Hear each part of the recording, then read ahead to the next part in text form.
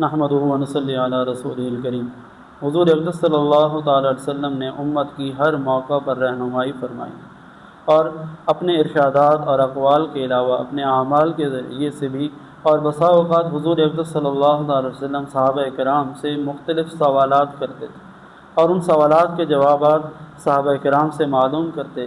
جب کوئی صحابی اس سوال کا جواب دیتا تو آپ صلی اللہ علیہ وسلم اس جواب کی تائید اور تصدیق بھی فرماتے اور پھر اس کی حکمت اور وجہ بھی بتلاتے کہ اللہ کا حکم یہ کیسے ہے۔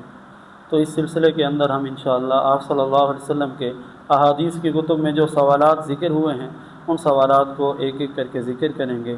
آپ صلی اللہ علیہ وسلم صحابہ سے سوال کرتے ہیں اور صحابہ کرام ان کے جوابات دیتے ہیں۔ آج کی نشست میں ہم انشاءاللہ پہلے سوال کو ذکر کریں گے۔ معجم طبرانی میں جید اسناد کے ساتھ ایک روایت ذکر ہے۔ حضرت ابو شریح خزائی رضی اللہ تعالیٰ عنہ کی روایت ہے کہ وہ فرماتے ہیں کہ رسول اکرم ایک دفعہ رسول اکرم صلی اللہ علیہ وسلم ہمارے پاس تشریف لائے تو ہم سے یہ فرمایا، کیا تم لوگ اس بات کی گواہی دیتے ہو کہ اللہ کے علاوہ کوئی معبود نہیں، کوئی عبادت کے لائق نہیں، اور یہ کہ میں اللہ کا رسول ہوں؟ ہم سب نے کہا کیوں نہیں، ہم سب اس بات کی گواہی دیتے ہیں۔ آپ صلی اللہ علیہ وسلم نے فرمایا کہ یاد رکھو یہ قرآن ہے اور اس کا ایک سرا اللہ کے ہاتھ میں ہے اور دوسرا سرا تم لوگوں کے ہاتھ میں ہے۔ تم اس قرآن کو علم اور عمل کے اعتبار سے مضبوطی سے تھامے رکھو گے تو ہرگز صراط مستقیم سے گمراہ نہ ہوگے اور پھر کبھی بھی ہلاکت میں نہ پڑو گے۔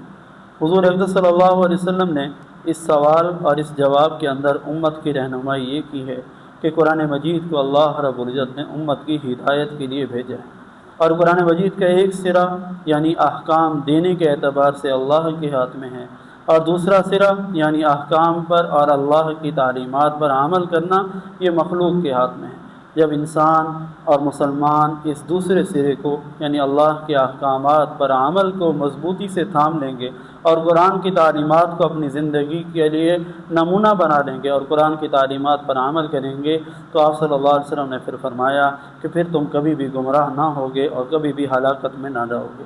اللہ رب العزت ہمیں اس سوال اور اس جواب سے حاصل ہونے والے سبق کے مطابق قرآن مجید کی تعلیمات پر عمل کرنا نصیب فرمائے۔ وآخر دعوانا الحمد للہ رب العالمین۔